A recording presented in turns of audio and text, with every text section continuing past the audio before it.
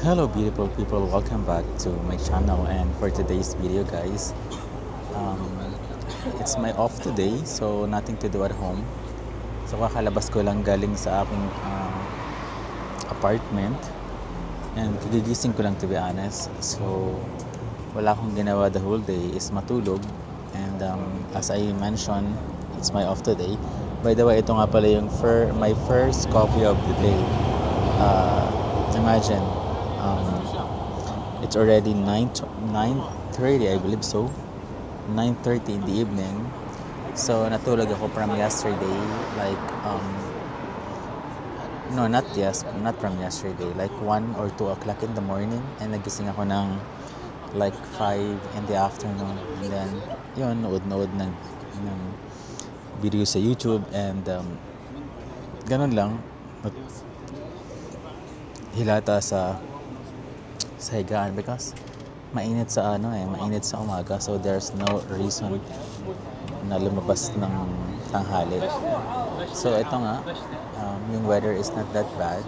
It's a bit it's windy, and summer is almost over. So in a coming 3 weeks or maybe 1 month, magtataglamig na dito sa Saudi. So I'm really excited sa winter kasi yung mga outdoor activities such as concerts,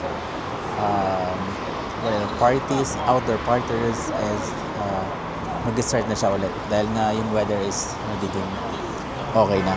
So yun, ito yung in-order ko, coffee of the day, iced coffee of the day. Dito ako sa Garnate area sa Andirana Cafe. This is my favorite spot actually kapag off ko kasi aside from malapit sa bahay, like 2 minutes by walk. And yeah, masarap yung coffee nila dito, to be honest. So yeah, chill lang, no? Kayo ba, kamusta kayo? Kamusta ang buhay?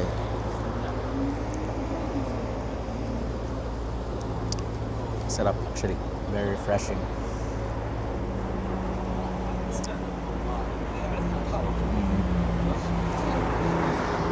Very nice, I like it.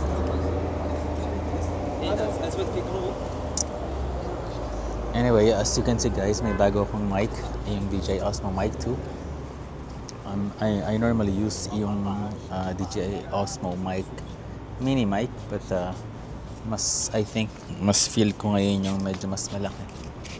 Hello, hi. Kamusta ka? I'm good, how are you? Good. Kaluta mo? Philippines? Yeah. Nice to meet you. Same here, thank you. So,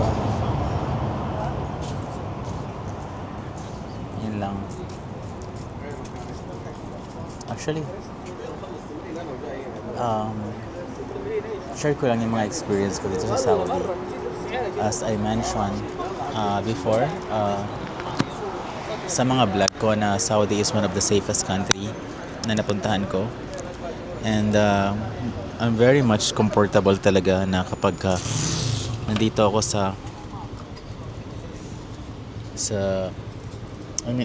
anywhere sa Saudi, I'm really feel safe. And yun, pwede mo iwan yung mga gamit mo. Kunyari nasa mall ka, mag-toilet ka, yung feeling na alam mong walang kukuha ng gamit mo, which is amazing, alam mo yun. Part na yun ng ng parang ng pagiging komportable ko sa Saudi. So yun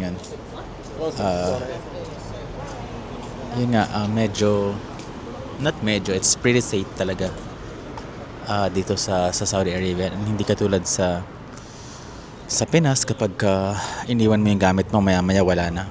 So dito, no, it's not like that. So siguro mamaya ubusin ko lang yung kape ko, sorry. And then pupunta siguro ako sa Garnata Mall. Malapit lang din naman dito, like 10 minutes lang. Not 10 minutes, it's less than 10 minutes. So as I mentioned guys, yung Andirana Cafe located dito yan sa Garnate area. Sa tapat siya ng Mossad Hospital and tabi siya ng Joe in the Juice. So yun lang guys, and I'll see you again next time. Thank you very much. Don't forget guys to subscribe, likes, comments, and share my videos. Thank you.